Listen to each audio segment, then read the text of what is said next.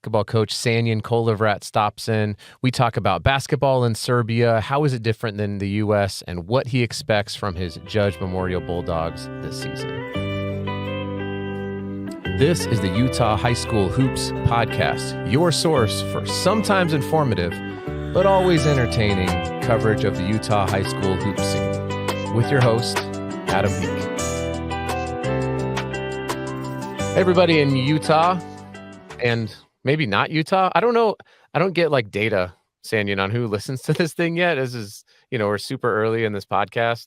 I assume it's people in Utah, but, maybe there's coaches out there listening. Maybe there's family and friends of kids. Like maybe my parents are listening to it all the way from Colorado. I don't have any idea. Yeah. Welcome, basketball fans, to the Utah High School Hoops Podcast. I am joined here by the head coach at Judge Memorial Catholic High School. Did I get all of the words right? All of them. All right. Sanjin Kolovrat. Now, I think it's important because this is maybe the most important thing that'll come from this podcast is when I tell people, so we're connected because my son, AJ, plays at Judge. So there you go. That's how we got connected.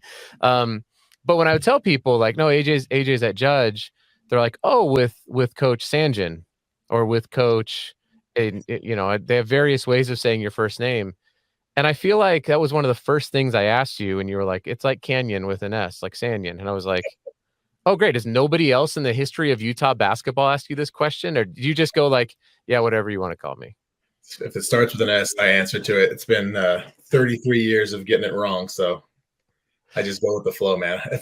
That's perfect. That's great. That's great. And so 33 years you've been in Utah. Is that correct? No, that's how old I am. But you're only 33? I'm 33. I turned 34. Oh, jeez. Yeah. I did not know that. Well, hello, young man. Oh, please. I don't know. My back's a lot older. My back and knees are a lot older. But yeah, turned 34 this month, at the end of this month. And nice. Yeah, been in Utah for 26 of those years. So okay, got it. So even in Serbia, they would say your name wrong? That's what was throwing me off. It's not a Serbian name. It's not. No, yeah. My mom found it in some, I don't even remember what it was. I can't remember if it was a Russian book or something else. And so got it. There's not a lot of other Sanjins out there, I think. You're the only one I know. Yeah. So, well, obviously got a little bit about your story. So you've been in Utah for 26 years. You grew up in Serbia, and, there's a connection there to basketball. Obviously, it's very deep rooted. So when did you really, so you came over here, it sounds like when you were 7. And would you say that you really felt like you grew up in Utah though? Like, do you feel like a Utahn? Yeah, for sure. I mean, we've lived here. We've lived in Rose Park and Sandy and Midvale. And now my wife and I live in the Mill Creek area. But yeah, I feel like definitely a Utahn. It's been a long time. Yeah, no doubt. So when did you really fall in love with the game of basketball?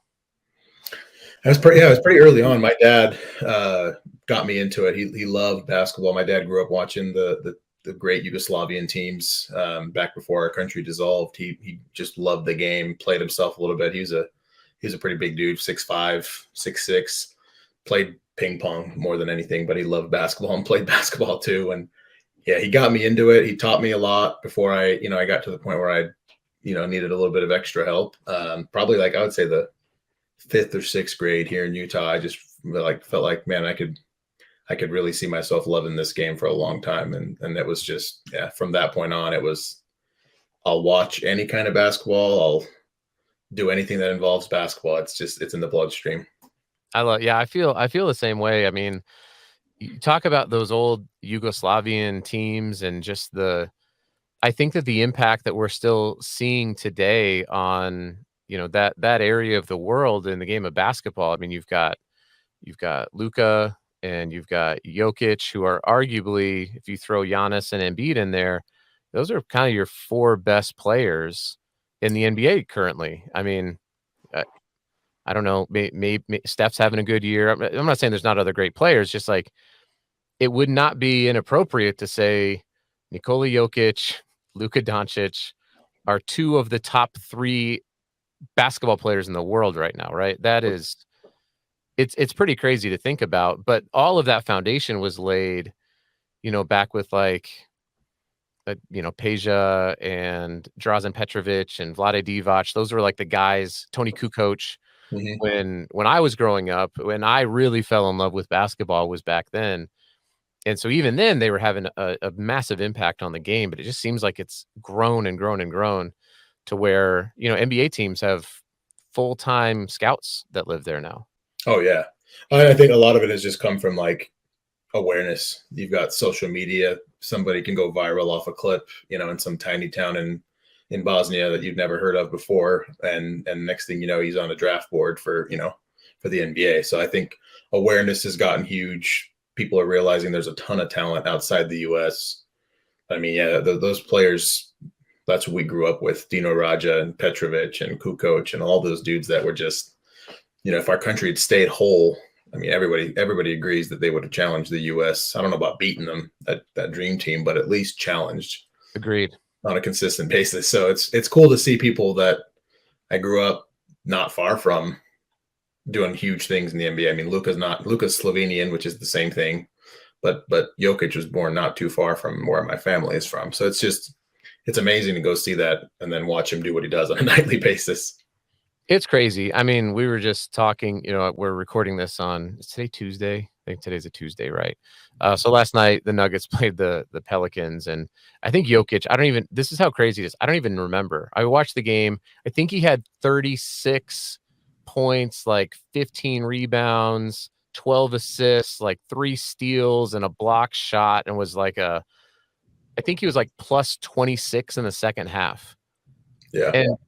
And it's nuts to just watch. Like, I've watched this guy since summer league because I'm a Nuggets fan like that. Like, I go to summer league because I love watching these guys when they're young, and it's been incredible to watch this guy's rise. And so, it's nice to have a Serbian in Utah to be like. There's not a lot of Nuggets fans here. There's also probably not a lot of Serbians, and maybe there's a Serbian culture that I'm not aware of here, but. I haven't accidentally run into it as I have, like, obviously the Polynesian culture, South Sudanese, Right. And Hispanic culture, and on and on and on. Surprisingly, there's a lot actually. They're on that west side where I grew up, west of State Street and kind of downtown area. Okay. A lot of our people moved to Salt Lake because the LDS folks were accepted us with open arms during the war in the 90s.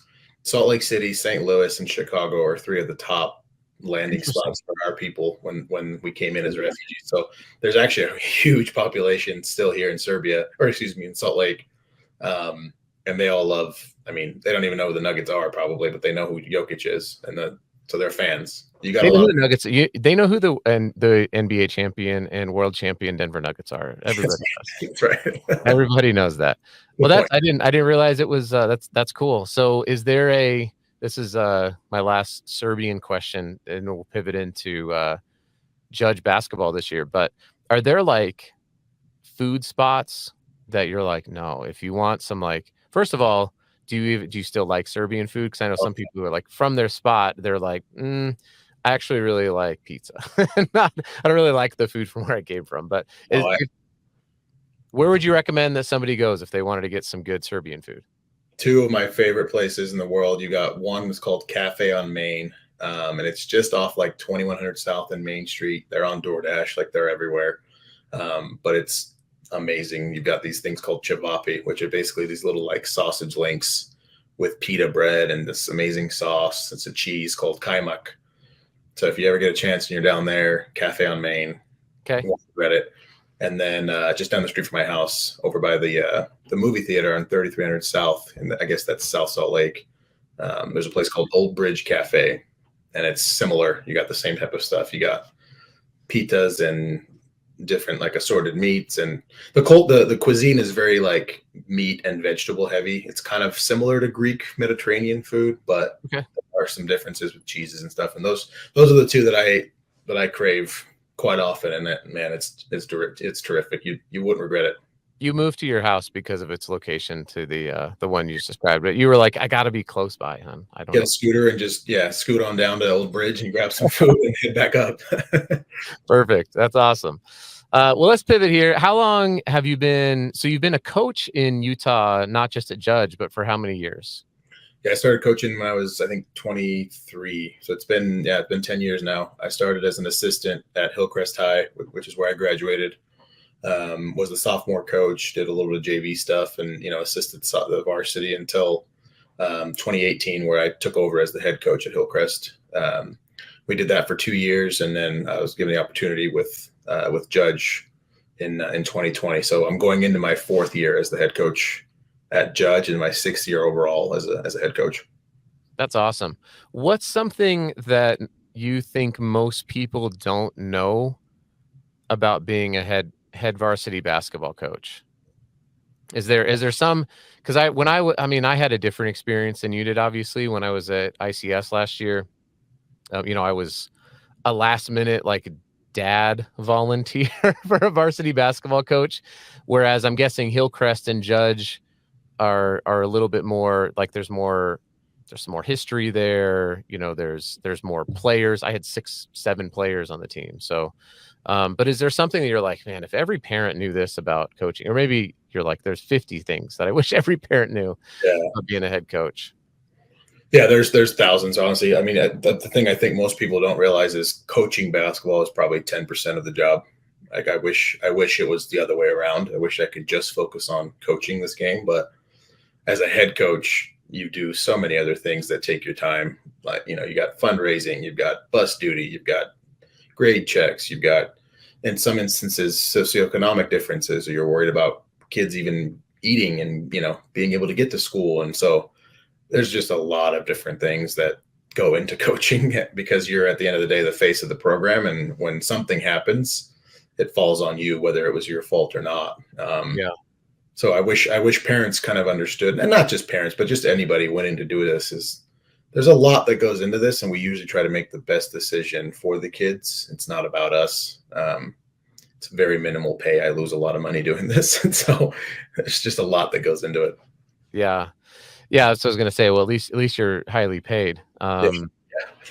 And certainly there are. I mean, I forget what it was. There was like I think it was Duncanville High School in Texas had a job posting for their women's basketball coach. And it was like, I don't remember, $120,000 a year salary plus benefits, and, on and on and on. So I'm sure there are programs maybe here in the state or around that are bigger, that have funding and things like that run more, like Texas football. Probably, like, if you're a Texas football coach, you're probably doing that full time, right? Because like you said, it can really be a full-time job if you wouldn't have to stretch the imagination to be a full-time high school basketball coach. No, and in fact, I mean, my wife would be the first to tell you, like, it is a full-time job, but with an actual full-time job. Like, there's just the thought, like, that goes into this alone as a full-time job, right? You're planning the next practice, you're scouting on the opponent, you're putting together game review, you're making sure it's just so many things that go into it. And then just the time on the court itself, it's a full-time job for sure. Yeah. Yeah. The amount of time that I spent, the thing that I wish that people would have realized is, I told my wife that I didn't really want to coach because of the 2 a.m. wake up and think about the inbound play that I should have run 2 games ago in the third quarter. And I would just sit there and analyze it for hours in my head. It impacted my sleep. To your point, you had all the other stuff, and then I just didn't sleep that well because I was just constantly thinking about it. So, yeah, it takes a toll, definitely.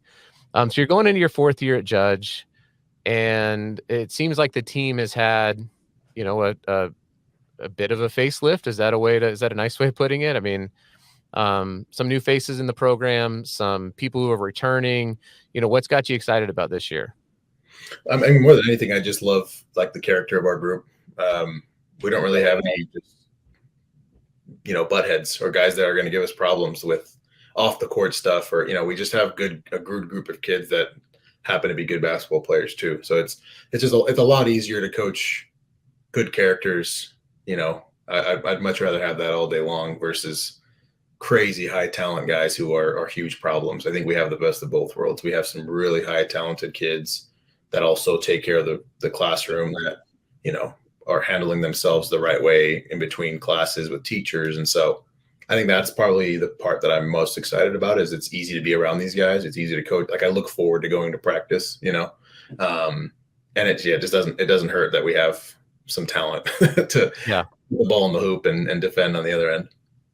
Yeah, I mean, the thing that I've noticed, obviously, I've been to a lot of kind of the, I don't know if we call them preseason, but the Great Western Classic, you know, some scrimmages, some stuff this summer, is it seems like my analysis of Judge, take it for what it's worth, in its current state is you're gonna win. You're gonna win. I guess I can say we, right, but whatever. There's gonna be a lot of games where the ball shots are just not falling. The thing that it's really impressed me about Judge is like the level of intensity on the defensive end is going to mean that even those games where shots aren't falling, so you got 15, 16, 17, 18-year-old kids, right? Like, they're going to miss shots. I mean, it's just Right. going to happen. But man, when they are engaged on the defensive side, it's a really long, athletic, hard to score against team. That's been probably the thing that's been the most fun to watch from my end, just as a dad slash spectator. Yeah, I think the key word for like us as a coaching staff is what you said, is when we're Yep. engaged. Right? I think that's just probably any coach that's getting ready to start their season, is like, how long can we stay engaged on defense, right? As 15, 16, 17-year olds. That if we can figure that out, I think we have a real good chance of being a good basketball team, because that's what we have to kind of hitch our wagon to, is just being able to guard regardless of what's happening on the other end. If we're making shots or not, if we can hang our hat on like, hey, we're just going to defend and talk and switch and do all that fun stuff, then I like our chances for sure. Yeah, definitely. Have you noticed, and I know that you in previous years had kind of put on a I don't know, a camp or a showcase for some kids, and I want to talk about that. But in your 10 years of coaching in Utah, have you noticed any kind of a transition from like recruiting and what it takes to be recruited? It seems from my perspective that I see a lot of kids get focused on the stuff that college coaches don't care about, and I'm not quite sure if that's new or if that's just been going on for a while. You know, kind of the like highlight mixtape. You know, like you said, you can go viral in Serbia and be on an NBA draft board. It also helps if you're 6'10" to do that, right? Like, Right. and so has that been something that you've noticed, or is this just me being the 43-year-old get off my lawn old man who's kind of like rebelling against the like make a bunch of like just get highlights? But I'll see kids who are really excited. This is what bugs me out. And watching like AU basketball, there will be kids who are so excited about the game and their team just lost by 20 Yeah. because they know they're going to be able to get some clips, and they had their person there and they were doing the stuff and they're making the highlights. And I'm like, why you, I just wish that that wasn't the case, right? Like, don't be excited when you lose. Just, No, I totally agree, and I've seen it like in my own programs, and I've had to talk about that with players. Like, I think one thing I wish most guys would understand, and most players would understand, is if the for the good of the team will enhance your own personal goals, right? Like, if we can have our team goals met, whatever they are, chances are that'll correlate with your personal goals. If you want a scholarship, if you want this, you want that. If the team's winning and we're doing the right things and you're buying in, you get more noticed. Coaches don't want losers. Like, today's game is incredibly difficult to get recruited as a high school kid. You know this, like, I'm sure everybody knows this, but COVID has basically ruined everything. And the new NCAA regulations, not even just D1 guys, like the new NCAA regulations around scholarshiping and who they offer is outrageous. Like, that's crazy. It's good for players at that level, miserable for high school kids. mm-hmm. But what it's done is, it's like now even the sub D1s, they're going to wait for the transfer portal. They're going to wait for prep school guys. They're going to wait for JUCO guys. Okay, it's miserable. So coaches are going to be way more specific with who they offer, right? Like, if you're not on a winning team, if you're taking bad shots, if you're worried about all these individual things, there's probably 75,000 6-foot guards out there. Exactly. So That's the conversation we're trying to have with our guys. Like coaches don't want a 20-point scorer on a 1 in 20 team. Yep. So, figure it out. Like the good of the team will make sure that your personal goals are met. I think a great example of that, and this is a player that I, just candidly, like I have my son watch pretty frequently is Christian Brown. And so if you look at a kid like Christian Brown, he was a really good high school player. Don't get me wrong. Like you don't go to Kansas and suck at basketball, but he wasn't exactly like heavily recruited. I think he was like a 3-star, but Kansas had watched him, right? But he won multiple high school state championships in Kansas. So he was a Yep. part of winning culture in high school. And then he goes to Kansas and he's part of a winning culture at Kansas, but it's not like he was lighting the nets on fire at Kansas. He's not even a great shooter. He's like a 60% free throw shooter. I think people think because he's a white guard that he's like some kind of knockdown shooter. He's not. He's not a very good. He's not a reliable 3-point shooter.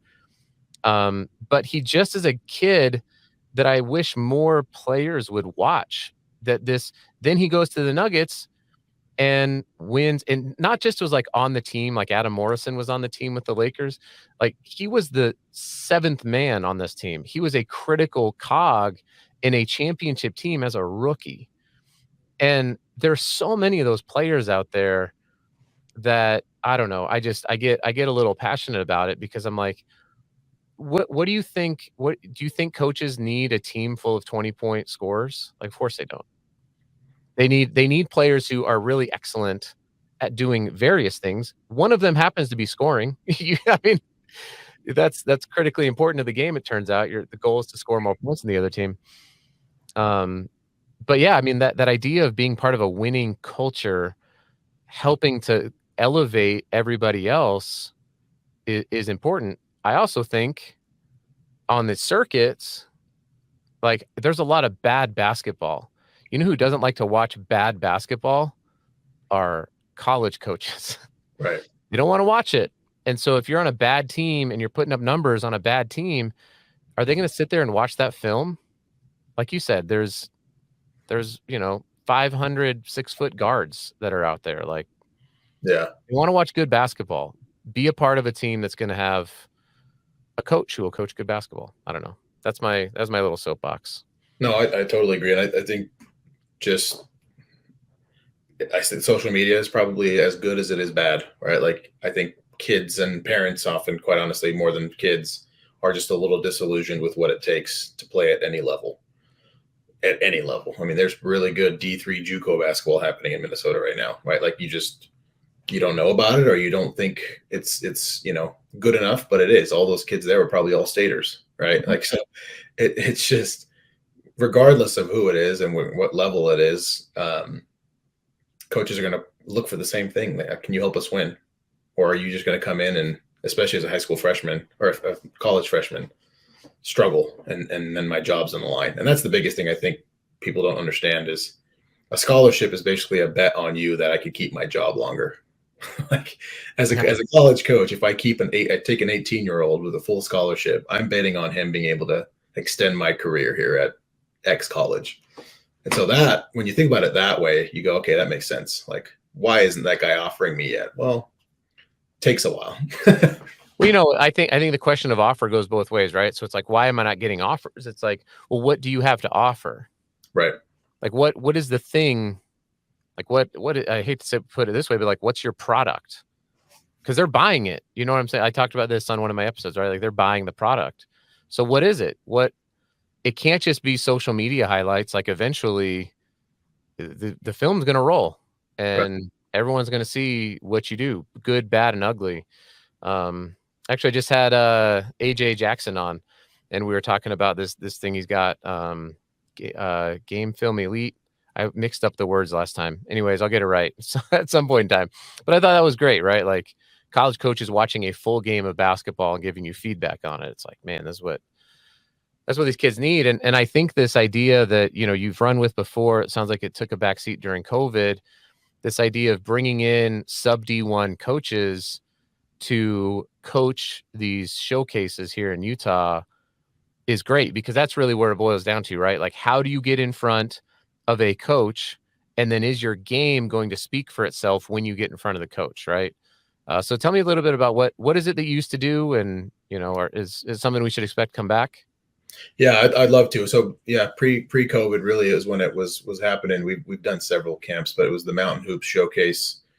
Scott Sellers had kind of started this, and I helped run it with him. And I'd like to bring it back if we can. But the idea was D1s, have enough help.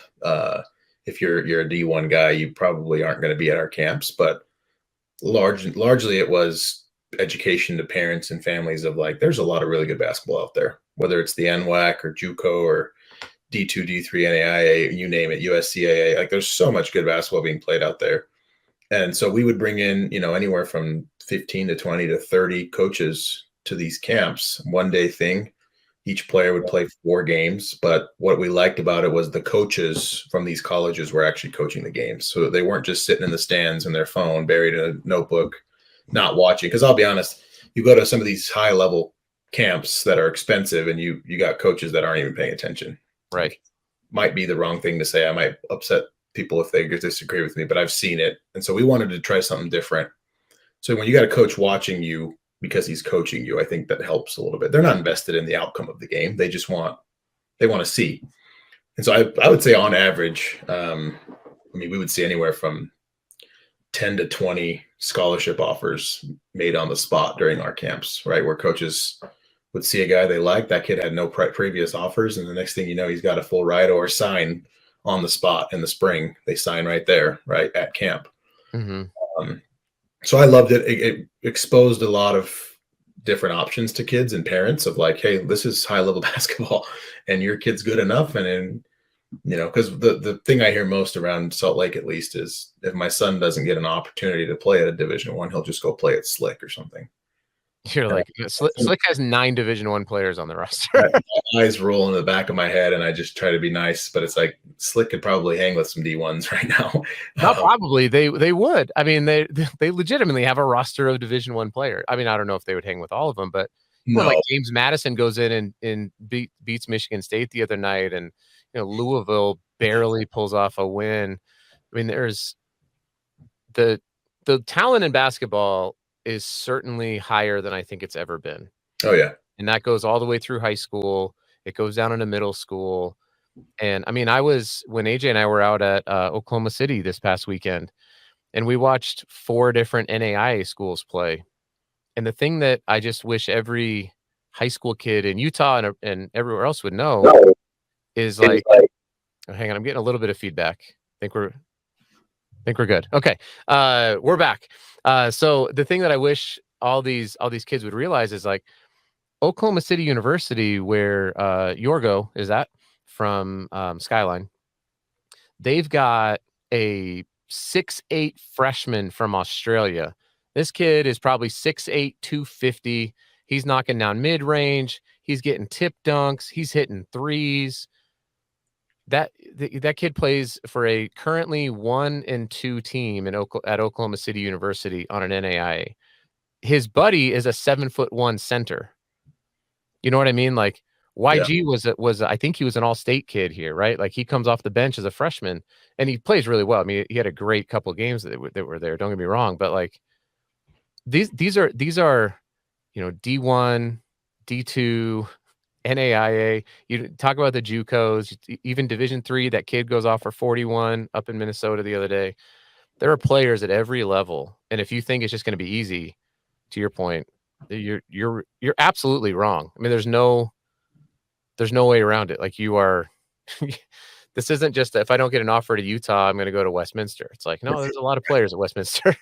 No, I mean, even in our own program, Aiden, Saucedo is one of the, I think the toughest scoring guards I've ever coached. Obviously, I'm a little bit biased, but if he was 6'3", you'd have every school in the West Coast probably contacting us.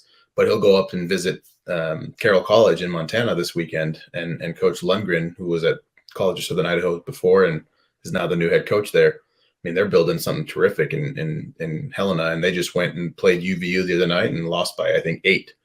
Yeah, right. Like there's a ton of basketball. We had one of the best scoring guards in Judge history, Don Burns, my first year at Judge, averaged 26 a night, 25 a night. Took us to the semifinals. We lost to the eventual state champs. Like arguably the best scoring guard I think I've ever coached.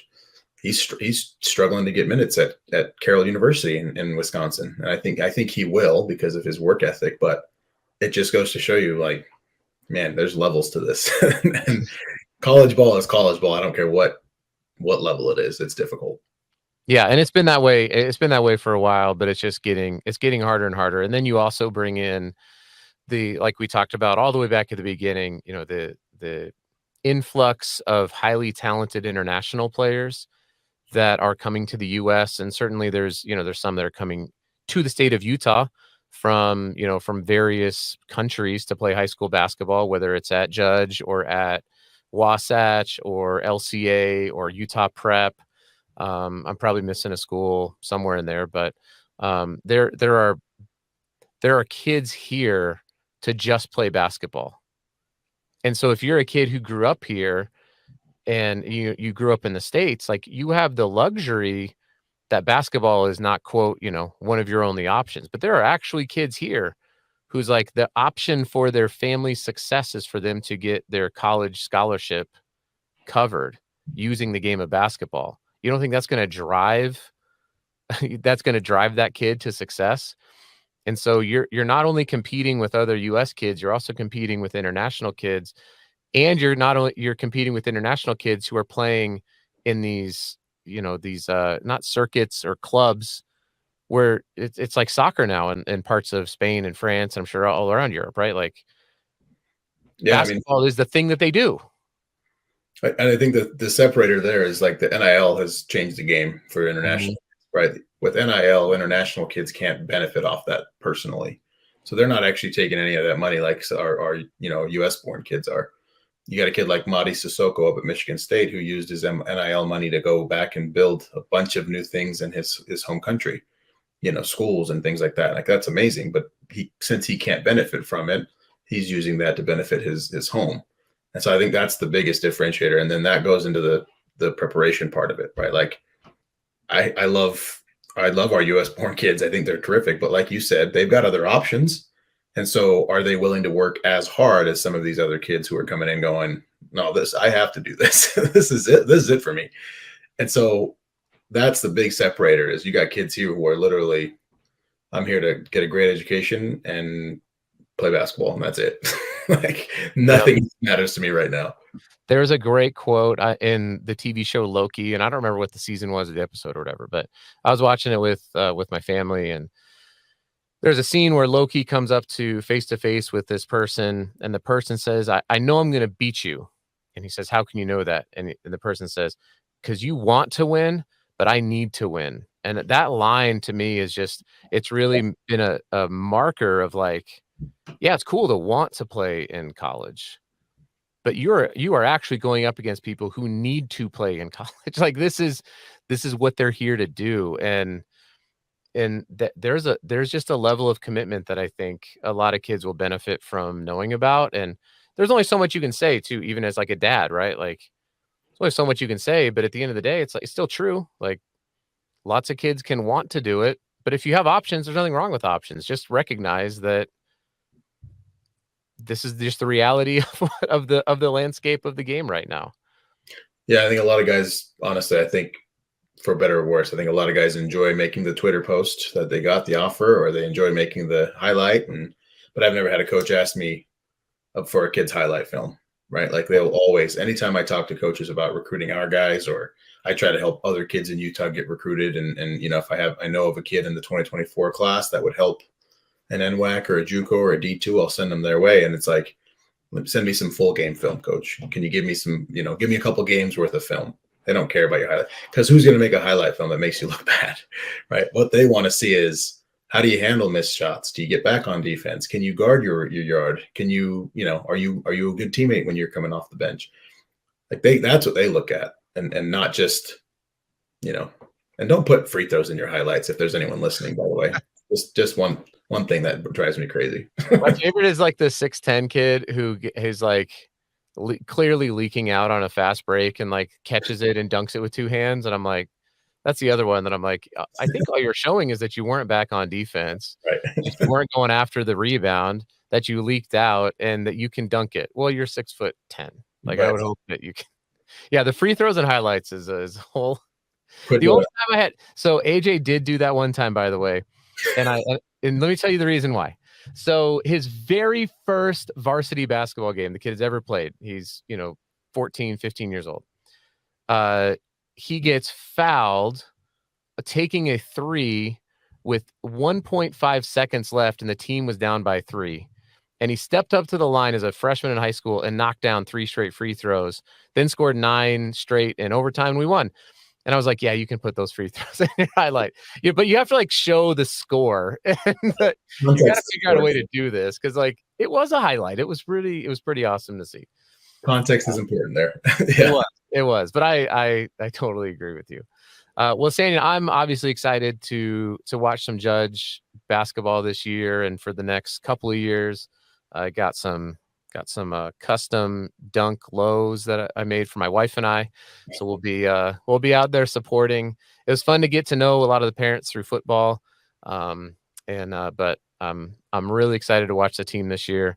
I only have expectations of a 3A state championship, so if not, then I will just anonymously complain on Twitter through my burner account. And no, I won't do that. I think that coaches understand what it takes to coach. And I'm like, if I wanted to coach, then I would coach. And if I don't want to, then I get to be a dad. And it's nice to be able to do that and just cheer for my kids and let you coach. So I'm excited. I'm excited for that to happen. And got a great squad, great group of coaches. I've known Zeus for a while. He's a great dude, so I'm excited for this year.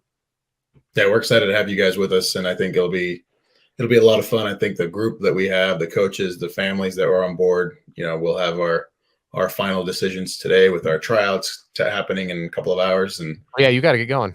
We should yeah, wrap this up. yeah, we're looking forward to it. So I appreciate you having me on. Though it's always fun.